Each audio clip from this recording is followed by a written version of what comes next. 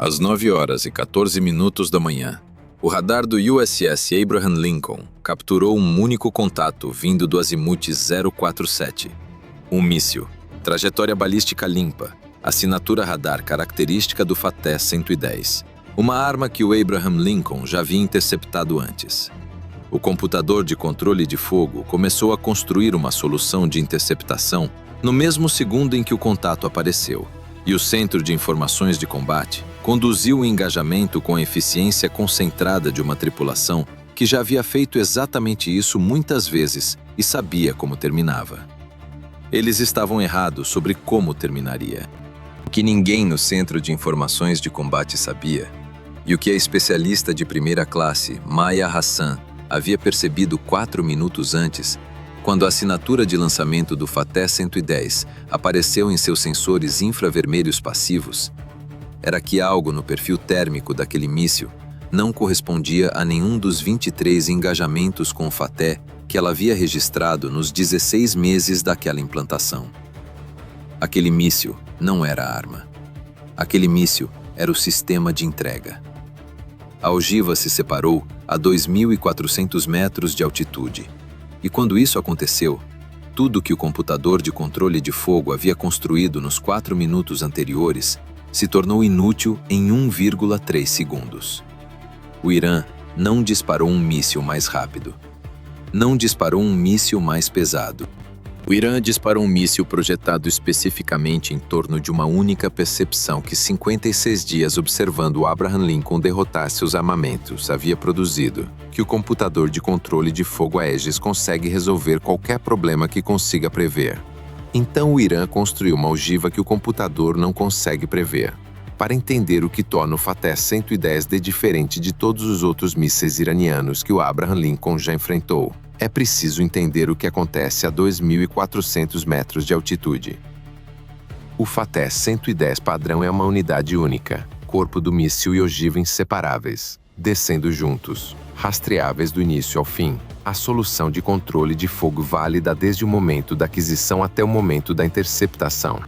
O Faté 110T carrega uma seção de ogiva separável, um veículo de reentrada pequeno e denso, com 4 minúsculas superfícies de controle, que se desprende do corpo do míssil a 2.400 metros e se torna um veículo planador independente e não propulsionado nos 11 segundos finais do voo. Esses 11 segundos são a arma.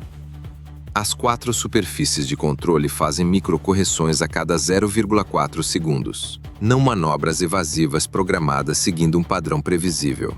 Microcorreções genuinamente aleatórias, geradas por um algoritmo a bordo que produz resultados que nem o computador de controle de fogo nem a própria ogiva conseguem prever com antecedência. A cada 0,4 segundos, a ogiva se move para uma posição que nenhum cálculo realizado antes daquele momento poderia ter determinado. O computador de controle de fogo constrói uma solução, precisa, válida, a melhor solução que o sistema de controle de fogo naval mais avançado já construído consegue gerar. E 0,4 segundos depois, a ogiva está em outro lugar. Não longe, não dramaticamente, apenas o suficiente. Apenas a quantidade específica necessária para colocar o interceptador no ar vazio. Os engenheiros iranianos haviam estudado a geometria de interceptação do míssil padrão 6 por anos para encontrar esse número. Não a evasão máxima que as superfícies de controle da ogiva podiam produzir, mas a mínima, a menor correção que consistentemente invalidava uma solução de interceptação sem exigir energia suficiente para comprometer a precisão terminal da ogiva.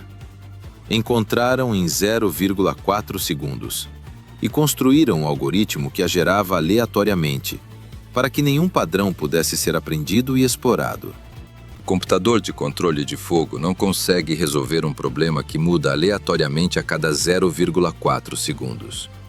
Não foi projetado para isso. Nenhum sistema de controle de fogo jamais construído foi projetado para isso, porque nenhuma arma jamais havia feito isso antes. A tripulação do Abraham Lincoln ainda não sabia nada disso. O contato em seus displays parecia idêntico a todos os outros engajamentos com o Faté que já haviam conduzido. A solução estava sendo construída de forma limpa. A probabilidade de interceptação era de 71%. Tudo parecia exatamente como deveria parecer. Era exatamente o que o Irã precisava. Hassan havia estado observando a assinatura de lançamento desde as 9h10. A função era monitorar as emissões térmicas infravermelhas passivas das armas iranianas, as assinaturas de calor que o radar não consegue ver, os detalhes que existem apenas na química específica da exaustão de um míssil e na temperatura de sua estrutura durante o voo. Em 16 meses, ela havia construído uma biblioteca de perfis térmicos de cada tipo de míssil iraniano disparado naquela guerra. Ela sabia como um Fateh 110 aparecia em seu display em cada fase do voo. Aquele estava diferente no lançamento, levemente. A assinatura térmica da seção da ogiva estava registrando 3,1 graus mais fria do que uma ogiva padrão do Fateh 110. Não dramaticamente fria, 3,1 graus. Suficiente para que ela notasse às 9h10 e ficasse observando desde então. 3,1 graus mais fria do que uma ogiva padrão é consistente com uma configuração específica, uma seção de ogiva que contém hardware de atuação mecânica, em vez de carga explosiva sólida na seção dianteira. 4 minúsculos atuadores de superfície de controle, substituindo a porção dianteira da carga explosiva, tornando a seção da ogiva mais leve e termicamente mais fria do que uma unidade padrão. Ela não sabia o que isso significava às 9h10. Às 9h14, ela tinha uma teoria. Quando o contato apareceu no display do Centro de Informações de Combate, ela já estava no circuito. Minha senhora, aqui é Hassan no infravermelho passivo. O contato Fateh tem uma seção de ogiva registrando 3,1 graus abaixo da linha de base térmica padrão. A leitura é consistente com uma configuração de ogiva separável, hardware de atuação mecânica na seção dianteira da ogiva. Acredito que este míssil se separa em altitude e que a ogiva separada utiliza guiagem independente. A solução de interceptação sendo construída agora é para um único contato. Se este míssil se separar, essa solução se tornará inválida no momento da separação. A oficial de ação tática, tenente-comandante Rachel Webb, olhou para seu display. Um contato, solução limpa, 71% de probabilidade de interceptação. O engajamento correndo exatamente como os 23 engajamentos anteriores com Fateh haviam corrido. Ela informou Hassan que a avaliação havia sido registrada e pediu que ficasse de prontidão. Hassan fechou o circuito e continuou observando. O contato a 12.000 metros de altitude e subindo. 2 interceptadores lançados, às 9h15, ambos subindo em direção ao ponto de interceptação projetado do Fateh 110. Soluções construídas para um único contato unificado, descendo em um arco balístico padrão. Soluções válidas. As melhores soluções disponíveis para aquela geometria. Às 9h16, o Fateh 110 atingiu 2.400 metros de altitude. A seção da ogiva se separou do corpo do míssil em 1,3 segundos. O display de radar passou de um contato para 2. O corpo do míssil continuando sua descida balística em uma trajetória. A ogiva separada já divergindo em seu próprio caminho, menor, mais densa, as 4 superfícies de controle já ativas, já fazendo sua primeira microcorreção aleatória. O primeiro interceptador atingiu o ponto de interceptação projetado original do Fateh 110 e encontrou o corpo do míssil. Estruturalmente irrelevante, a ogiva já havia partido. A interceptação destruiu uma casca vazia, falha na ameaça real. O segundo interceptador havia sido redirecionado no momento em que a separação ocorreu. Um redirecionamento de 4 segundos. O mais rápido que o computador de controle de fogo conseguia reconstruir uma solução para o novo contato. O interceptador redirecionado atingiu seu novo ponto de interceptação e a ogiva fez uma microcorreção de 1,8 graus, 0,4 segundos antes da chegada. O interceptador detonou a 180 metros da ogiva, no ar vazio. 2 interceptadores gastos. Uma ogiva ainda descendo, fazendo microcorreções aleatórias a cada 0,4 segundos, a 2.200 metros acima do convés de voo. O Webb autorizou mais 3 interceptadores às 9 horas e 16 minutos. O computador de controle de fogo construindo soluções o mais rápido que conseguia, atualizando continuamente, rastreando a posição da ogiva em tempo real, gerando pontos de interceptação baseados na trajetória atual da ogiva projetada para frente no tempo. Soluções válidas no momento de geração, invalidadas 0,4 segundos depois, quando a ogiva se movia. O terceiro interceptador detonou a 220 metros da ogiva. Falha. O quarto interceptador detonou a 140 metros da ogiva. Falha. O quinto interceptador detonou a 90 metros da ogiva, a interceptação mais próxima do engajamento. A melhor solução do computador de controle de fogo, a geometria mais precisa que conseguia produzir. A ogiva fez uma correção de 0,6 graus, 0,4 segundos antes da chegada. O interceptador encontrou ar. 5 interceptadores gastos. Carregador zerado. Uma ogiva a 1.035 metros de altitude, descendo a Mach 6, fazendo microcorreções aleatórias a cada 0,4 segundos. O canhão de defesa de ponto ativou quando a ogiva entrou em seu envelope de engajamento, rastreando o contato, perdendo-o a cada 0,4 segundos quando ele se movia, readquirindo o rastreamento, perdendo. O radar de mira perseguindo um contato que se movia em direções aleatórias em intervalos rápidos demais para o sistema compensar entre as rajadas. A primeira rajada do canhão errou. A ogiva se movendo 0,4 segundos antes de as munições chegarem. A segunda rajada do canhão errou. A ogiva se movendo novamente. O Abraham Lincoln executando uma curva de emergência, inútil. As correções da ogiva não eram respostas ao movimento do navio. Eram aleatórias. O navio não conseguia manobrar para longe de algo que não estava seguindo ele.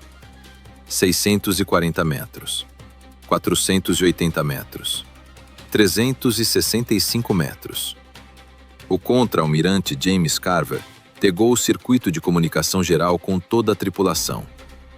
Toda a tripulação, prepare-se para o impacto. Hassan ouviu as palavras e transmitiu. Ela havia estado construindo algo desde as 9 horas e 14 minutos. Não uma solução de controle de fogo. Ela não tinha autoridade sobre armas e não tinha como gerar uma. Algo diferente. Algo que havia ocorrido a ela quando identificou pela primeira vez a leitura 3,1 graus mais fria e começou a pensar sobre o que hardware de atuação mecânica em uma seção de ogiva realmente significava. Os 4 atuadores de superfície de controle geram calor quando disparam. Um breve flash térmico, 0,3 segundos de duração, 0,4 segundos de intervalo, visível em seu display infravermelho passivo como um pequeno pico recorrente na assinatura térmica da ogiva. Ela havia estado observando esses picos desde a separação, registrando-os, cronometrando-os, construindo um quadro preciso de exatamente quando a próxima atuação ocorreria, não prevendo em qual direção a ogiva se moveria, prevendo quando ela pararia de se mover e voaria em linha reta pelos 0,4 segundos antes da próxima atuação. O canhão de defesa de ponto não precisa prever 4 segundos no futuro. Precisa prever 0,4 segundos. Os interceptadores haviam falhado porque o controle de fogo estava construindo soluções para onde a ogiva estaria em 4 segundos. Tempo suficiente para múltiplas correções aleatórias invalidarem a previsão. O canhão dispara munições que atingem seu alvo em 0,4 segundos a curta distância. Um intervalo de correção. Se o canhão pudesse ser informado de exatamente quando a ogiva estava entre correções, voando em linha reta, não se movendo, previsível por 0,4 segundos, As munições chegariam durante aquela janela reta. Os dados de pico térmico de Hassan davam a ela o momento com precisão de 0,08 segundos. Não perfeito. Suficiente. Ela transmitiu a sobreposição de temporização de atuação para o sistema de mira do canhão às 9 horas e 17 minutos. Um feed de dados, não uma solução de controle de fogo. Um sinal de temporização. Um pulso transmitido a cada 0,4 segundos, no exato momento em que seus dados infravermelhos indicavam que a ogiva estava entre correções e voando em linha reta. O sistema de mira do canhão recebeu a sobreposição de temporização e disparou no próximo pulso. Uma rajada.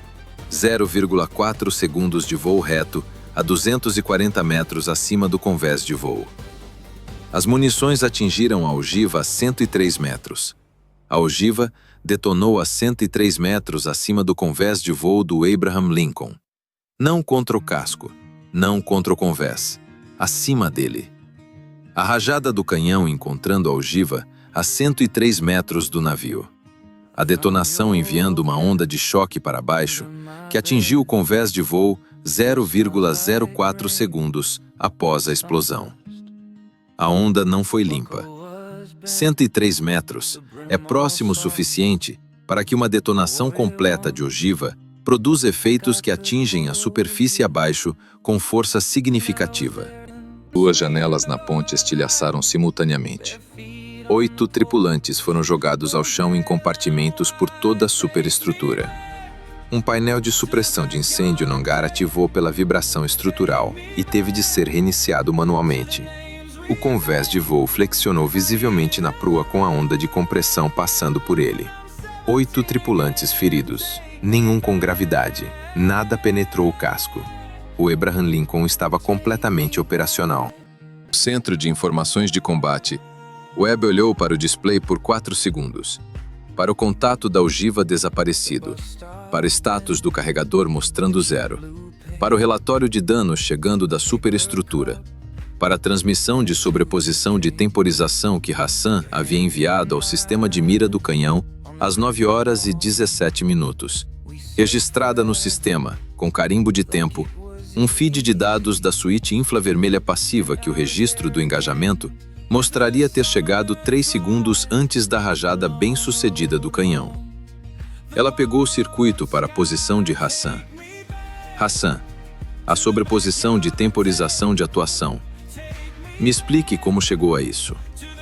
Hassan olhou para seu display infravermelho, para o registro de picos térmicos que havia construído desde o momento da separação, para a precisão de 0,08 segundos que havia alcançado no momento em que o 5º interceptador errou e o circuito de comunicação geral foi ativado. Os atuadores de superfície de controle geram um flash térmico quando disparam, minha senhora, ela disse. 0,3 segundos de duração, 0,4 segundos de intervalo. Eu estava registrando os picos desde a separação.